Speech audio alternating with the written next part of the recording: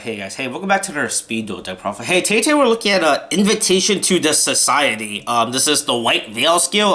This deck is still very heavily work with concept. I'm still tweaking and improving this deck. I tried to make it work as much with the skill as possible. So, the point of this deck is that you play this skill, Invitation. So, let's read the skill. The skill is pretty cool, but also pretty bad at the same time. The skill is cool. The card is bad, right? So, if your opponent's monster is equipped with White Veil, you take control of that monster when it's equipped with White Veil. You can only attack with monsters equipped with White Veil the turn you activate White Veil. So this pretty much turns White Veil into a snatch steal for the deck, right? So that's pretty much what this does. So for the deck, what we do is we play triple Armed Dragon level 10, triple Armed Dragon level 10 white and one regular Armed Dragon level 10. You don't ever want to draw this. Drawing this card is really bad. I feel like I have to put a discard outlet for this card because I don't want to see it. So Armed Dragon level 10 white is you banish any Armed Dragon to summon itself. So you always banish a 10. You banish level 10 or you banish itself from the graveyard to summon it. And then on summon you don't take effect damage while he's on field. And then on summon he adds a White Veil to your hand. And then at the startup damage step when it declares an attack, right? Yeah, when it destroys any card on the field. So this card could just blow up any card your opponent controls because of that, right? So one of the biggest problems of the deck is that when we get to, because White Veil has a lot of random card text, but the main one is that when it leaves the field, you take 3,000 because that you are very scared of back row cards. You don't want your opponent's back row monsters to be real, right? So you play triple breaker the magical word to deal with their back row, because I said their back row is very scary. MST, Cosmic Cyclone, Tornado, right? Anything that can get rid of the White Veil is very scary, right?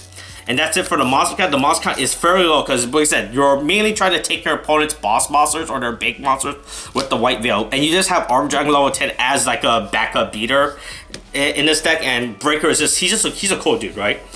So next we play triple White Veil. White Veil is a card with a lot of text, right? So it is very important we read this card. Like I said, besides the part that you take 3,000 at least of it, it also has a bunch of rather arbitrary random effects of, let's see. When the equipped monster battles, your opponent cannot activate any spell trap card until the end of the damage. So that's pretty good. It stops. So that means it forces your opponent to activate cards preactive, right? If an attack is declared involving your monster, negate the effects of all face-up spell traps your opponent controls at the end of the damage step, even if this card leaves the field. So yeah. So I guess you can use this to turn off some floodgates, or turn off any equipped cards that they had. So that's pretty cool because of that.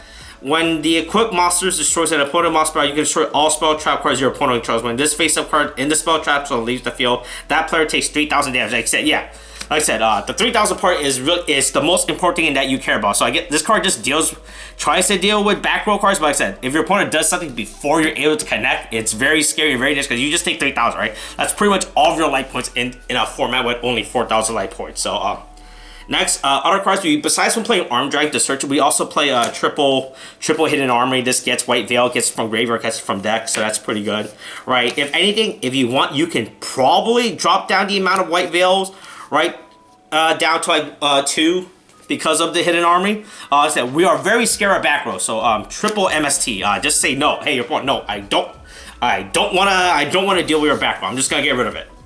Double Foolish Bear. Like I said, you don't want to open up the Armed Dragon level 10. You just use this to dump Armed Dragons to your grave. So if you already have one in hand, that's how you get this card out faster because of that reason. Right? The limit 1 is play with Zoma. Your limit 1 in this deck doesn't really matter, right? You can play Offerings, you can play Zoma, Nightmare. It doesn't matter. Zoma is just another body because if you think this deck does not have a big body count, right?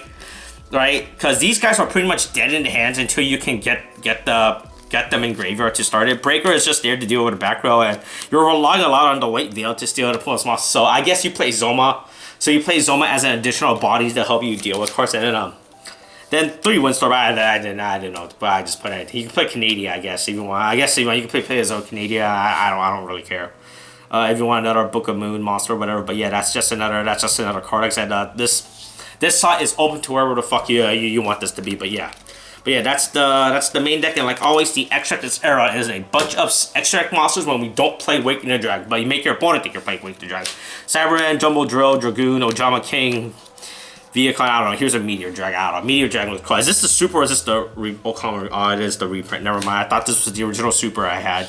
Was it a Super or was it an Ultra original when it came out? I cannot remember. But that's actually for another day. But yeah, that's the extract. Extract is what I said. This deck is very hard to play, right? Because I said, their deck is really based around White Veil, and you lose to a lot of cards. There are some tech cards, other cards you play. Like I've been thinking about trying to put in Offerings to Doom and Magic Jammer, right, for those very reasons, right, to deal with back row removal or power cards. Like I said, you don't want to draw the Arm Dragon level 10. Arm Dragon is just a straight up a dead card if you ever draw it. But yeah, that's the deck. Thanks for watching. Like always, if there's a deck you guys want to see, comment down below. I'll try to get to it eventually. I got a bunch of these lined up. All right, thanks for watching. Okay, thanks. Bye.